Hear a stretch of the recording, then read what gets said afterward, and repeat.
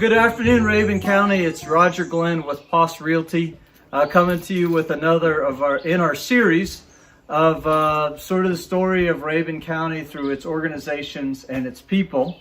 And today, I got to take a deep breath because I've been practicing this. We are at 7 Winds Permaculture Farm and Retreat Center. That's right. Yes, I got it right. Hey there. We're with Emma and Mathew Pattillo, is how you pronounce that? Well done. Yeah. Thank you very much. I start with the really tough stuff. Where are you located? So yeah, we're here at 7 Winds. We're right off of Hale Ridge Road on War Woman. So we're the first left off of Hale Ridge Road, about, 15 minutes from Clayton. Yep, 13 I 13, think is what we timed it you make at. good So time. 7 miles or something like that, east of Clayton. Yeah. On War Woman Road. It's pretty easy to find. Yeah. Can you just share a little bit about the story of the farm and the retreat center and how it is that you came to found it? We're close to the grand opening, I think, in 2 weeks. By the time this airs, it may be 2 hours or 2 days. Yeah. So the story goes, I actually have some history here on this property, going all the way back to probably when I was 4 years old. I caught my first little bluegill, my first fish, in a pond down the hill. So this property was previously owned by a longtime friend, business partner, mentor of my father, and they lost contact after a long time working together, and reconnected right about the time that he was looking to sell this place. And so we came here. My parents came here about 3 years ago, and we've been here now about almost 5 months, 4 months. Yeah, 4 months. And yeah, getting started on the farm and the place, and opening up soon. Yeah. You know, one thing we haven't talked about today at all is what inspired us to come here in the first place. Because we had visited. I'd stayed here several times just to come see the family and be up in the mountains in Georgia. But Matthew spent all of last year in Costa Rica doing an apprenticeship at a sustainability education center and permaculture farm called Rancho Mastatal. Yeah. And this is a place that is a real hub for learning about sustainable living. And he spent the whole year learning about permaculture, which is, we could talk a lot about permaculture, but just to give the really short definition, it's sustainable, long-term minded food growing, and also creating systems that support humans, but that are inspired by and in harmony with the natural world. Yeah. So he basically spent the whole year in this place that lives and breathes sustainability and attracts people from all over the world. And he spent a lot of time farming. He spent a lot of time doing natural building. And I wasn't there with him for most of the year, but in one of our conversations, I asked him, so how is this? What do you think is happening next for you after this? Like, where do you want, what's next? And he shared with me, I think there's a lot of potential at the farm. And it was a light bulb moment. Like, yeah, this place is magical. Like, I had been here and felt like it's just a really special place. And this is a big piece of property. We're in a really special location right next to the National Forest. And we have these beautiful fields. And so we didn't even have a strong plan at that point, but knew that we were going to come here and do something. And he really wanted, and tell me if I'm speaking out of turn here, but he really wanted to continue developing these skills of working with plants, working with the land, being able to be more self-sufficient and resilient. Yeah. And so from there, we kind of developed the plan. And, we're also going to be a retreat center, and that comes a little bit more from my side. I have a lot of experience in the world of alternative healing. I'm a yoga practitioner and teacher, and have done some alternative healing retreats in Costa Rica. And I spent time at a yoga retreat in Hawaii in my early 20s. And so had this, it just kind of came together. His mom is really into the world of art retreats. So she's the one who kind of set us up at first with some contacts in the art retreat world. So we're starting to work with those people, and we're we're working on both like this farm ecosystem and becoming better at growing food and knowing how to work with plants and knowing how to feed ourselves. Also trying to set up systems of sustainability here. Like we're learning about water flow. He installed like a rain barrel and gutter system on our compost shed that's gonna become like a passive irrigation system for our garden. Yeah. So it'll be gravity fed drip irrigation from a rain barrel.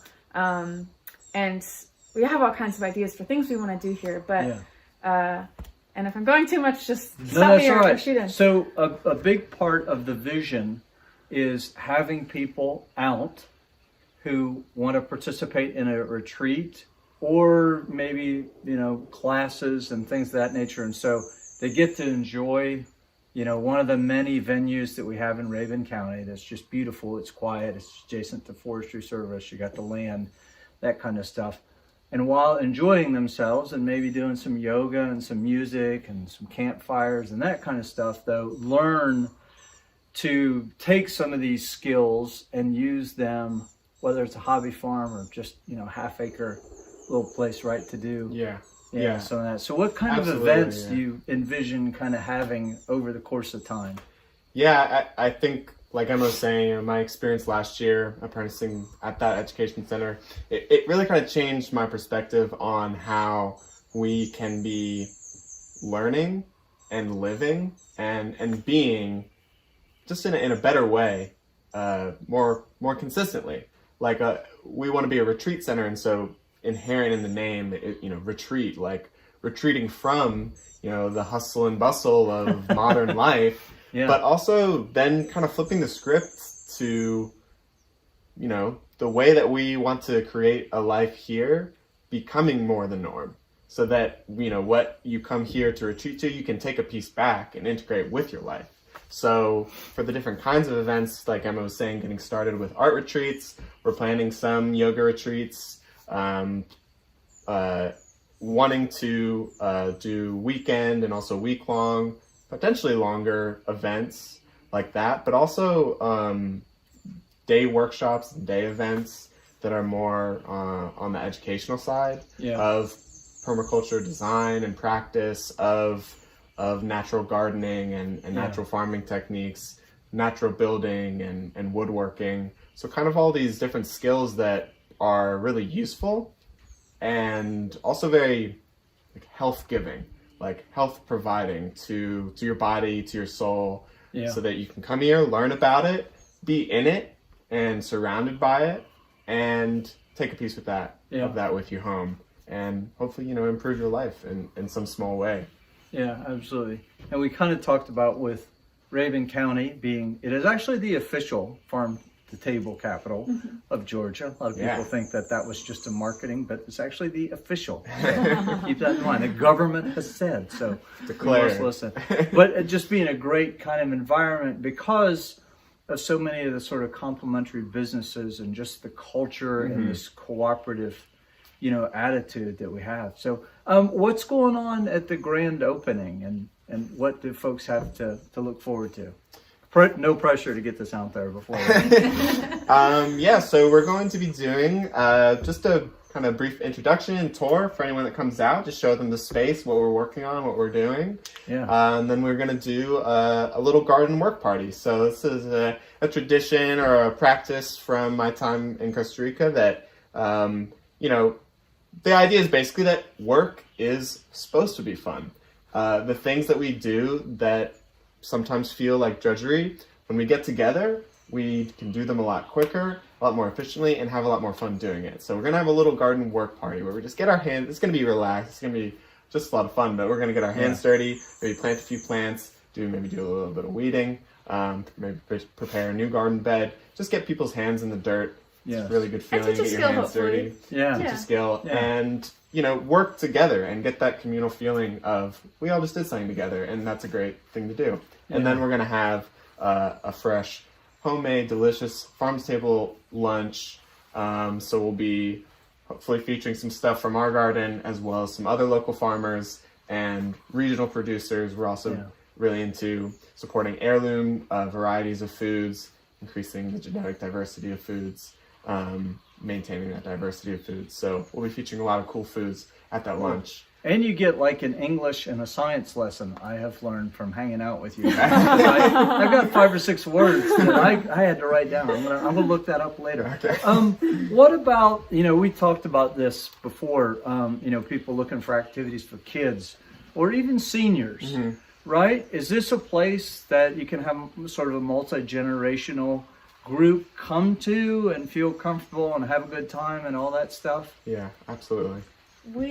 That is part of our vision. Like, we spend a lot of time working on our business plan and envisioning what we want to see happen here, and it's not currently being really actively talked about, but we have a desire for this to be a place where, absolutely multi-generation. And I mean, even our opening day event, I think there's a lot of space here. Like, it's just a nice place to be. Bring your kids, bring grandma. Yeah. And I think, we're also definitely thinking about the accessibility, of the place for a variety of people. So I definitely, that's on my mind in terms of what we need to do to prepare for all kinds of people to be able to enjoy the space. And I also do want to engage with kids and younger folk on the educational front. Like, that's something that I'm very passionate about is doing educational programming, either retreats. I want to try and get field trips from schools to come here. All you teachers, field trips,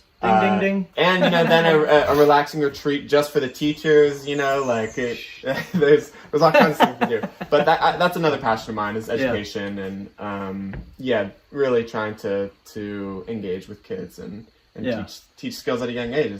The younger you learn, the better. Now, I think I know the answer to this, but pet friendly? Yes. Okay. Totally. Yes, we're looking at, we're at the Paws for Life the other day. We were looking at the dogs and saying hi to all the animals there. So we love pets. Yeah, picking a few out. So Everett and the staff will hook you up over there. We've got a park bench feature on those folks if you haven't seen that. And so last thing, if folks want to find out more about Seven Winds, what's the best way to do that? Website, social media, all of the above? All of the above. Our website is sevenwinds.org, and you can sign up for our newsletter there. We send out 2 newsletters a month just with little updates on what's going on here, both what we're working on and anything upcoming, like upcoming events and whatnot. We have Facebook and Instagram pages. Our Instagram is Seven Winds Farm. Yep, and we'll link those for folks so they'll be able to find those things just fine then. And they won't even have to say the entire proper name. Yeah, Seven Winds. Seven Winds is a nice bite-size, the full title. But we gotta let people know what we're doing. So we're a permaculture farm and a retreat center.